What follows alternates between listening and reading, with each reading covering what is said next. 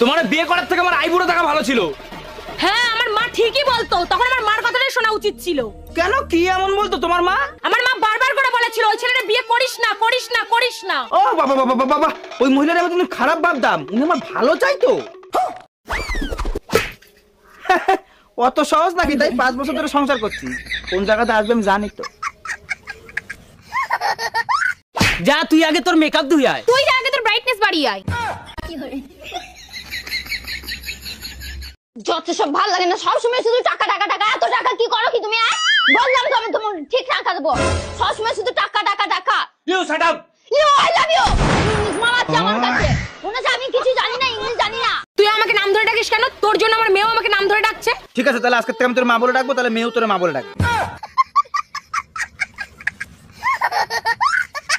এই ঘরে এসি লাগানো ছিল, এসি গেল কোথায়? এসির কিস্তি দেয় নাই, তাই এসি খুলে নিয়ে চলে গেছে।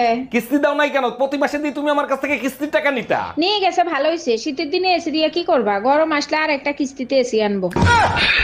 একটা চরিত্রহীন লম্পটের সাথে বিয়ে হয়েছে, আমার জীবনটা শেষ করে ফেলালো। মুখ সামলায় কথা বললো, চরিত্রহীন হইলো তোর বাপ, কাজের মহিলার সাথে ধরা খাইছে। ও আচ্ছা, আর তুমি কাজের মহিলার সাথে কি করতেছিলা? মেম সাহেব, আপনার শাড়ি আপনি ফেরত নেন। ভাই যা করার তো করছে, পাশের বাড়ির ভাইও আমারে জড়ায় ধরে চুম্মা দিছে। গরমে পাগল হয়ে গেলাম, তোমার বললাম একটা এসি কিনতে, কিনলা না। আরে রাখো তোমার এসি, বিকালে কাল বৈশাখী ঝড় আসবে সেই টেনশনে বাঁচতেছি না। আরে গরমের ভিতরেই তো কালবৈশাখী ঝড় আসার, তোমারে কে বললো যে কালবৈশাখী আসতেছে? তোমার মা ফোন দিছিল বিকালে সে আসতেছে।